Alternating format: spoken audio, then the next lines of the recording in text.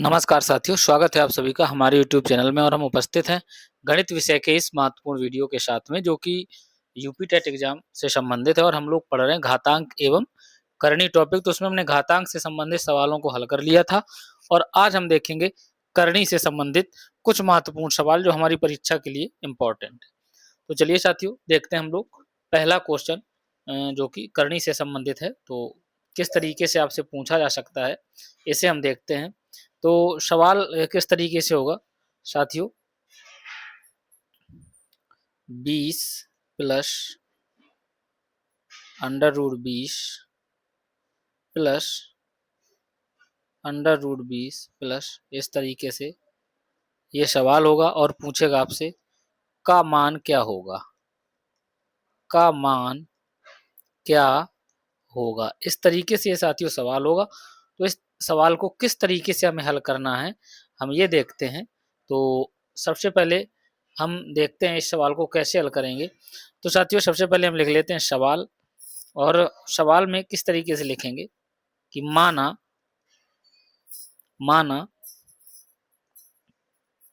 अब इधर करनी चूंकि अनंत बार है, आगे इधर अनंत बार है ना, तो इसको इस तरीके से लिखेंगे, इसको इस तरीके से लिखेंगे और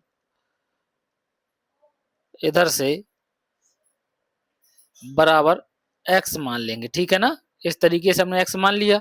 तो अब देखेंगे जब आगे क्या हो जाएगा, तो दोनों पक्षों का वर्ग कर देंगे। क्या कर देंगे? दोनों पक्षों का वर्ग करेंगे। तो देखिए साथियों, इधर से एक चीज समझने वाली है इस सवाल में कि इधर से इधर का मान भी तो x होगा जब अनंत तक जाएगी संख्या, होगा कि नहीं होगा।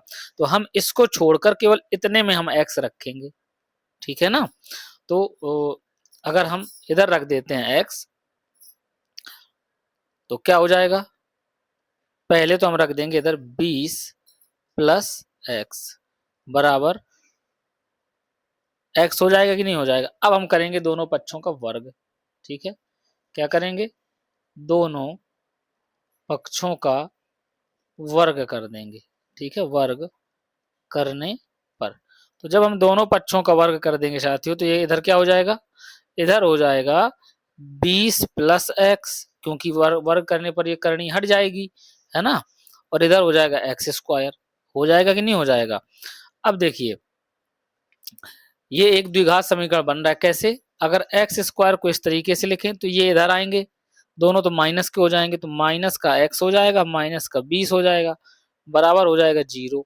अब जब हम इसके गुणनखंड करेंगे तो इसका जो रूल होता है गुणनखंड करने पर, ये क्या होता है कि जोड़ने या घटाने पर क्या आ जाए, माइनस का x आ जाए, और गुणा करने पर 20x² आ जाए, है ना। तो जब इसको लिखेंगे हम, तो इसके जो गुणनखंड होंगे, तो 5x हो जाएगा और प्लस 4x हो जाएगा, माइनस का 20 हो जाएगा, बराबर 0 हो जाएगा। तो 5 को 20x², तो माइनस का 20x² आ जाएगा। और इधर से जब हम घटाएंगे तो वो जोड़ेंगे, तो माइनस के ज्यादा है तो माइनस का x बच जाएगा। अब इधर से x कॉमन ले लेंगे तो इधर क्या बचा, x माइनस 5। इधर से 4 कॉमन ले लेंगे तो इधर भी क्या बचेगा, x माइनस 5 बराबर 0। तो अब जब गुणनखंड इसके करेंगे, तो एक कोष्टक में आ जाएगा x प्लस 4 और एक कोष्टक में आ जाएगा x माइनस 5 बराबर 0। तो जब ये आ जाएगा, तो इससे x और y के मान क्या आ जाएंगे, सॉरी y का कह रहा हूं, x के मान क्या आ जाएंगे। अतः x के मान क्या आ जाएंगे, इधर से x के दो मान आ जाएंगे, एक आ जाएगा -4 और एक आ जाएगा +5, है ना, या 5 हो जाएगा। तो यही इस प्रश्न का उत्तर हो जाएगा। उम्मीद है ये चीज सभी को समझ में आई होगी, है ना, कि किस तरीके से इस सवाल को हल करेंगे।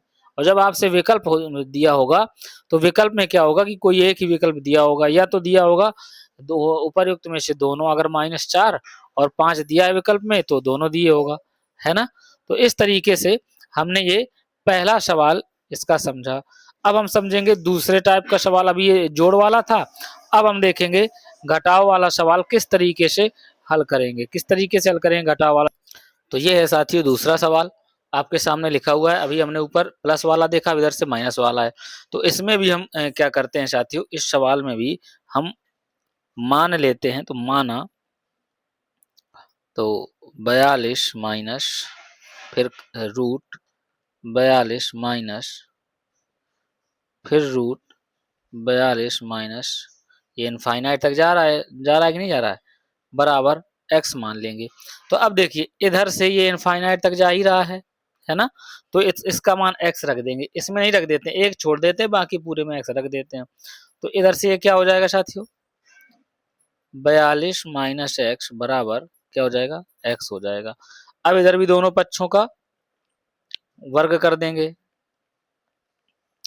दोनों पक्षों का वर्ग करने पर, दोनों पक्षों का वर्ग करने पर, तो जब दोनों पक्षों का वर्ग करेंगे तो ये क्या हो जाएगा, इधर से 42 माइनस एक्स बराबर एक्स स्क्वायर, और जब इधर से ये लिखेंगे तो इधर से ये क्या हो जाएगा, x square plus x minus 42 बराबर 0। ये भी एक द्विघात समीकरण बन गया कि नहीं बन गया। अब इस द्विघात समीकरण को जब हम हल करेंगे तो गुणा करने पर माइनस का 42 एक्स स्क्वायर आना चाहिए, और जब हम जोड़े या घटाएं तो प्लस का एक्स आ जाए, तो इसके जो साथियों गुणनखंड हो जाएंगे ये क्या हो जाएंगे, प्लस का 7x माइनस का 6x माइनस का 42 बराबर 0, 42 इधर है ना। अब x इधर से कॉमन हो जाएगा तो इधर बचेगा x प्लस 7 है ना, इधर से माइनस का 6 कॉमन हो जाएगा तो इधर से भी बच जाएगा x, और माइनस जब कॉमन हो गया तो इधर बचा प्लस, तो इधर भी x प्लस 7, इसके दो गुणनखंड हो जाएंगे इस तरीके से बराबर 0। तब x के मान क्या हो जाएंगे, तब x के दो मान हो जाएंगे, -6 नहीं होगा, ये +6 हो जाएगा या -7 हो जाएगा। ठीक है, कैसे, अरे x -6 बराबर 0, तो x बराबर क्या आ जाएगा, प्लस का 6, और x प्लस 7 बराबर 0, तो x बराबर क्या आ जाएगा, -7। तो यही इसका क्या हो जाएगा, उत्तर हो जाएगा। उम्मीद है ये चीज भी आपको समझ में आ गई होगी। ये सवाल जो घटाने वाला सवाल है इस तरीके से हल होगा। अब हम देखेंगे साथियों तीसरा सवाल, गुणा वाला सवाल।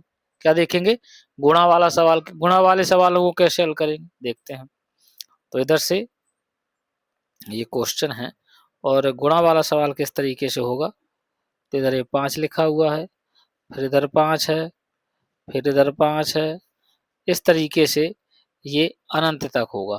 ठीक है ना, जब ये अनंत तक जा रहा है तो इसका मान पूछेगा, का मान क्या होगा, का मान क्या होगा, इसका सवाल पूछ रहा है, इसका मान पूछ रहा है। अब हम इसे किस तरीके से हल करेंगे, तो बिल्कुल आसान इस सवाल को हल करना साथियों।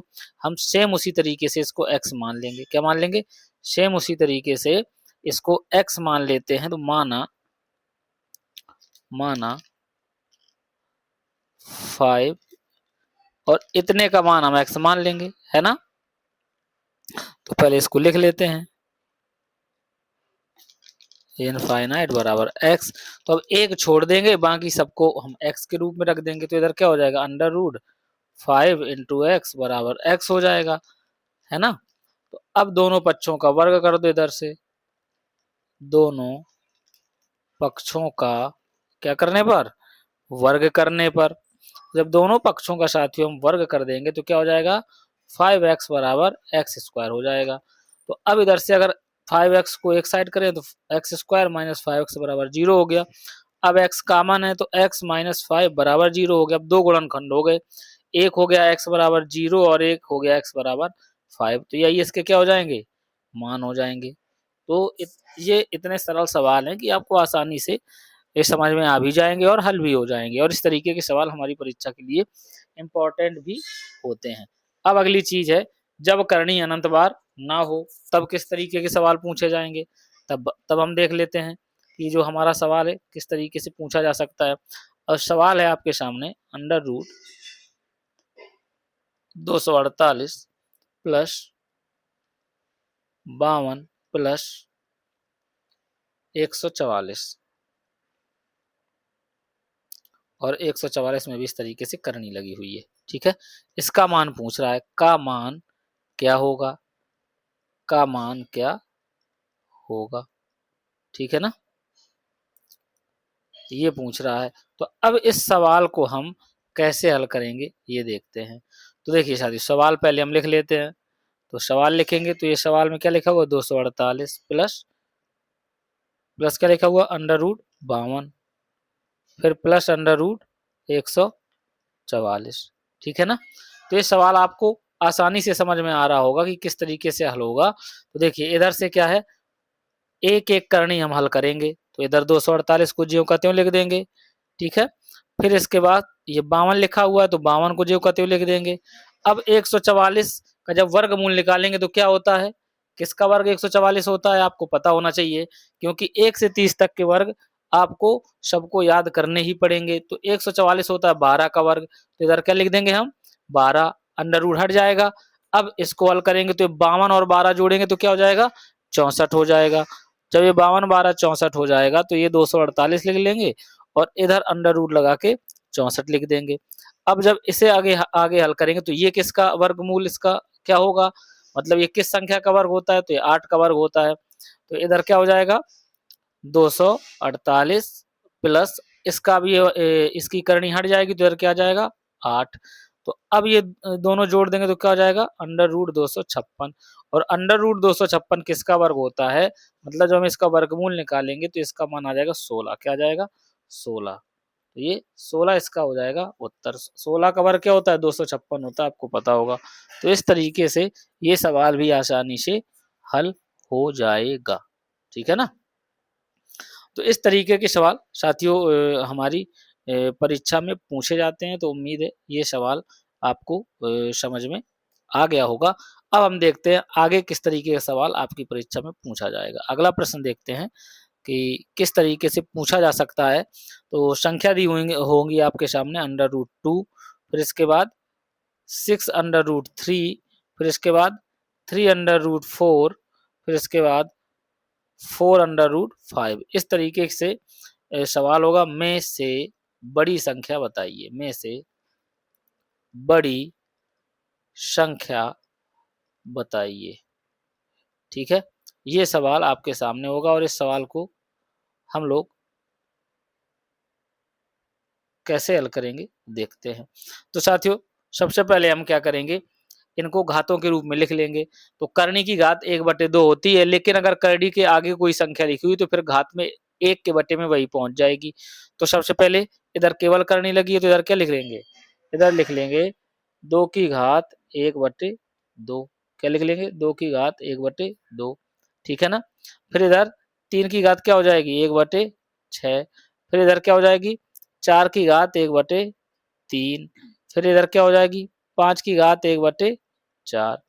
हो जाएगी कि नहीं हो जाएगी। अब हमें साथियों क्या करना है कि जो ये घात दी हुई हैं, घात में क्या क्या है, इधर आपको घातें दिख रही हैं, इधर दूसरे कलर से लिखेंगे। तो घातों में क्या लिखा हुआ है, घातों में लिखा हुआ है 1/2, 1/6, 1/3 और 1/4। तो इनके जो हर हैं हम इनका क्या कर लेते हैं, लासा ले लेते हैं। तो जब इनका लासा लेंगे हरों का तो 2, 6, 3, 4 इनका लासा ले लेते हैं। तो 2 एकम 2, 2 ती 6। अब ये 3 से तो भाग जाएगा नहीं, 2 दूनी 4। इधर से जब इनका लासा ले लेते हैं हम तो लासा में क्या आ जाएगा, जब तक 1 ना जाए तब तक हम लासा निकालते रहते हैं। तो इनका लासा आ जाएगा 2 गुणे 2 गुणे 3। अब इनका गुणा कराएंगे तो 12 आ जाएगा। क्या आ जाएगा, इनका लासा क्या आ गया साथियों, 12 आ गया कि नहीं आ गया। तो जो लासा आएगा तो लासा से इसमें ऊपर हम गुणा करा देते हैं। क्या करा देते हैं, इनके लासा से इसमें गुणा करा देते हैं। तो लासा आया 12। तो अब इधर क्या करेंगे, 2 की घात 1/2 गुणे 12। ऐसे ही क्या करेंगे आगे, 3 की घात 1/6 गुणे 12। ऐसे ही आगे करेंगे, 4 की घात 1/3 गुणे 12। ऐसे ही 5 की घात 1/4 गुणे 12 हो गया। तो अब इधर से जब देखेंगे हम तो ये क्या है, 2 से 12 में भाग देंगे तो कितनी बार जाएगा, 6 बार। तो 2 छक्का 12, तो 2 की घात आ गया 6। अब इधर से देंगे भाग तो 3 की घात आ जाएगा 2। अब इधर से देंगे भाग तो 4 की घात आ जाएगा 4। 3 एकम 3, 3 चौको 12, 6 एकम 6, 6 दूनी 12, 4 एकम 4, 4 तिया 12। और इधर से क्या आ जाएगा, 5 की घात 3 आ गया ना। अब सबका मान निकाल लेते हैं। तो 2 का जब हम 6 बार गुणा कराएंगे तो क्या आ जाएगा साथियों, 2 गुणे 2 गुणे 2 गुणे 2 गुणे 2 गुणे 2, 2 दूनी 4, 4 दूनी 8, 8 दूनी 16, 16 दूनी 32, 32 दूनी 64। तो पहली संख्या क्या आ गई 64, और 3 की घात का 2 का मान क्या हो जाएगा 9, और 4 की घात 4 का मान क्या हो जाएगा, 4 की घात 4 का मान भी हम देख लेते हैं, 4 चौको 16, 16 चौको 64, 64 और चौको 256, 256, 4 चौको 16, 4 6 24, 1 25, हाँ 256 आ जाएगा। अब 5 की घात 3 का मान क्या आ जाएगा 125 आ जाएगा। तो अब इसमें आपको दिख रही होगी सबसे बड़ी संख्या कौन सी है, तो सबसे बड़ी संख्या कौन सी साथियों 256, तो यही इसका क्या हो जाएगा उत्तर हो जाएगा। तो इस तरीके से साथियों हम इस प्रकार के सवालों को हल कर लेंगे, है ना। उम्मीद है ये चीज सभी को समझ में आ गई होगी कि जो ये घातों वाले सवाल हैं या आपसे करनी में बड़ी संख्या पूछ रहा है तो किस तरीके से हम हल करेंगे। अब हम देखते हैं साथियों एक सवाल और जो कि इम्पोर्टेंट सवाल है और आपसे पूछा भी गया है 1-2 बार यूपी टेट एग्जाम में, तो किस तरीके से हम इस सवाल को हल करेंगे ये भी देख लेते हैं।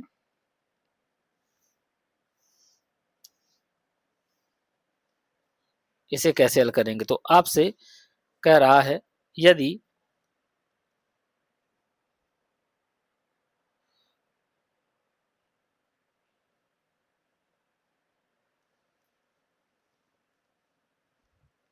कह रहा है यदि x बराबर √3 माइनस √2,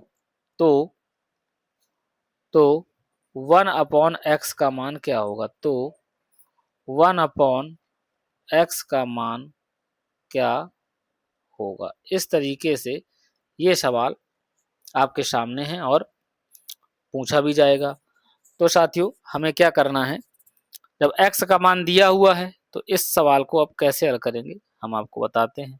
तो हम क्या करते हैं 1/x का मान इधर से लिख लेंगे, तो 1/x बराबर क्या हो जाएगा 1/√3 माइनस √2, यही तो हो जाएगा। अब हम क्या करते हैं हर का परिमेयकरण कर लेते हैं। क्या कर लेते हैं हर का परिमेयकरण, हर का परिमेयकरण कर लेते हैं। परिमेयकरण करने पर, और हर का परिमेयकरण कैसे करते हैं, जो हर होता है इसके संयुग्मी का गुणा कराते हैं, मतलब बीच में अगर माइनस चिन्ह है तो हम इधर बीच में प्लस चिन्ह होगा और संख्याएं वही होंगी। तो जब हर का परिमेयकरण करेंगे तो ये क्या हो जाएगा 1/√3 माइनस √2 गुणे √3 प्लस √2 अपॉन √3 प्लस √2। तो ये हमने कर लिया हर का परिमेयकरण। अब क्या करते हैं ऊपर क्या हो जाएगा 1 से गुणा हो जाएगा तो √3 प्लस √2, ठीक है ना। और इधर क्या हो जाएगा 3 का 3 से गुणा कराएंगे तो 3 आ जाएगा, 2 का 2 √2 का √2 से कराएंगे तो ये 2 आ जाएगा, इधर √3 का √3 से कराएंगे तो 3 आ जाएगा। अब देखिए 3 में 2 घट जाएगा 1 बचेगा, तो √3 प्लस √2 इसका मान क्या हो जाएगा 1/x का मान √3 प्लस √2 हो जाएगा। क्या हो जाएगा, तो उम्मीद है ये चीज सभी को समझ में आई होगी और ये सवाल भी आपको आसानी से समझ में आ गया होगा, है ना। तो इस तरीके से हम जो परिमेयीकरण कर लेते हैं इसका, तो परिमेयीकरण का करने पर यह आसानी से इसका मान निकल आता है, ठीक है ना। तो उम्मीद है इस तरीके के जो सवाल हैं आपसे अब बन जाएंगे, और यहाँ से जो ये चैप्टर है साथियों घातांक और करनी वाला समाप्त होता है। और अब इसके आगे से हम लोग साथियों क्या है प्रैक्टिस सेट करेंगे, और कुछ जो पिछले वर्षों में पूछे गए सवाल हैं तो मिश्रित, जिसमें सभी चैप्टर्स के सवाल रहेंगे, क्योंकि साथियों अब इतना समय नहीं बचा हुआ है कि हम लोग पूरे गणित का एक एक टॉपिक कवर करें। तो जो जिस तरीके के सवाल हमारी परीक्षा में पूछे जाते हैं तो हम उन्हीं को अब लेते हुए सभी मिश्रित प्रश्नों को हल करेंगे और उनको सॉल्व करने का तरीका हम आपको बताएंगे। तो अगर आपको ये वीडियो अच्छा लगा हो तो वीडियो को ज़्यादा से ज़्यादा लाइक करें, चैनल को ज़्यादा से ज़्यादा सब्सक्राइब करें और वीडियो को ज़्यादा से ज़्यादा शेयर करें। मिलते हैं आपसे अगले वीडियो में। नमस्कार।